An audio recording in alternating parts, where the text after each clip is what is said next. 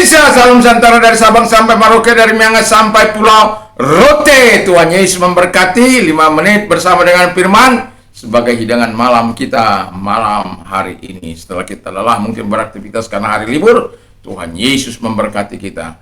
Mari kita tundukkan badan kita berdoa. Terima kasih Tuhan, kami mau hidup berbeda dengan dunia ini dalam berperilaku. Kami bersyukur dalam nama Yesus. Amin. Puji nama Tuhan. Firman Allah akan saya ambil dari Yudas 1 ayat 18 sampai dengan 21, tetapi saya akan membacakan hanya ayat 18. Nanti baca sendiri di rumah karena waktu.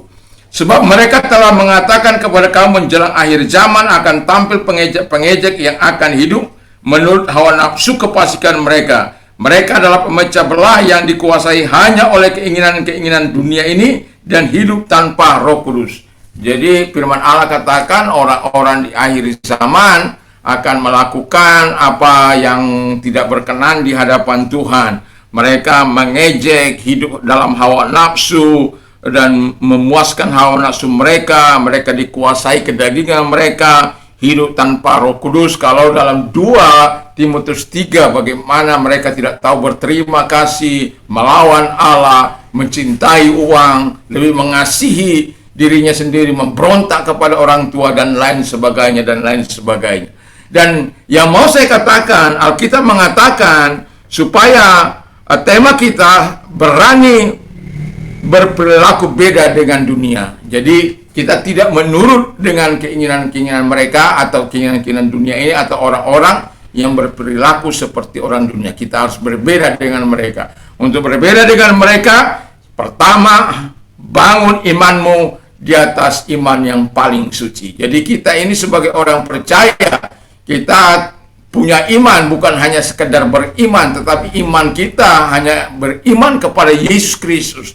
Iman kita itu betul-betul melakukan apa yang dikatakan oleh Tuhan. Di luar itu kita tidak akan lakukan. Kita tidak diajar untuk memberontak. Kita tidak diajar untuk melawan oleh Tuhan. Iman kita adalah iman yang menyenangkan hati Allah, iman yang mau taat hanya kepada Allah dan firman-Nya. Wow, luar biasa. Yang kedua, berdoa dalam Roh Kudus. Jadi berdoa dalam Roh Kudus itu berarti berdoa dalam apinya, dalam kuasanya, dalam kekuatannya. Jadi kalau kita berdoa dalam Roh Kudus, dalam kekuatan Tuhanlah kita melakukannya, bukan dalam kekuatan kita, bukan dengan kehebatan kita, bukan dengan kemampuan kita, bukan pula karena luar biasanya kita. Saya mau berpantun sejenak. Habis sarapan pagi, piring dicuci, piring dibersihkan lalu dikeringkan. Kalau engkau mau hidup suci, miliki iman yang suci dari Tuhan. Ya. Miliki iman yang suci dari Tuhan. Puji nama Tuhan. Jadi sebagai orang percaya, kita mau melakukan apa yang terbaik.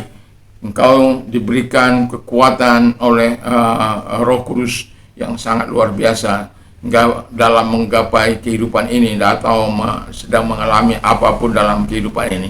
Kau akan tetap punya kekuatan ketika engkau bersama dengan Roh Kudus. Ketika engkau meminta sesuatu, pintu surga terbuka karena engkau berdoa berdoa dalam Roh Kudus. Tuhan Yesus memberkati. Yang ketiga adalah hidup dalam kasih Allah. Jadi kita kalau ketiga ini kita harus miliki supaya apa? Kita punya hubungan yang akrab dengan Tuhan, kita punya hubungan yang baik juga dengan sesama.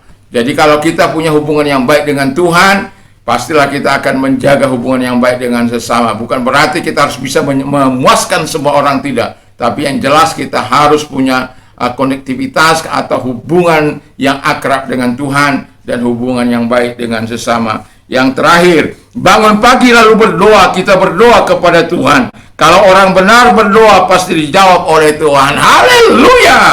Jadi berperilaku berbeda dengan dunia ini bukanlah sesuatu yang mudah, tetapi bersama dengan Tuhan kita bisa lakukan. Ada Roh Kudus, ada firman yang diberikan Tuhan kepada kita untuk kita bisa melakukan yang terbaik dalam kehidupan ini, sehingga kita tidak melakukan perilaku dunia ini. Satu contoh, tidak tahu berterima kasih, melawan kepada orang tua sebagai remaja-remaja, memberontak, melakukan kekerasan seperti peristiwa Mario tersebut. kita sudah tahu itu semua. Tapi saya mau katakan sebagai orang percaya, mari kita berbeda dengan dunia ini. Mari kita berperilaku yang diharapkan oleh Tuhan dalam kebaikan dan ketaatan dalam kebenaran.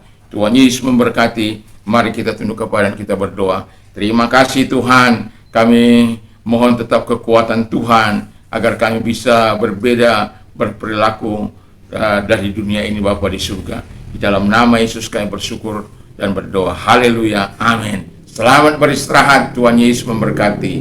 Mantap.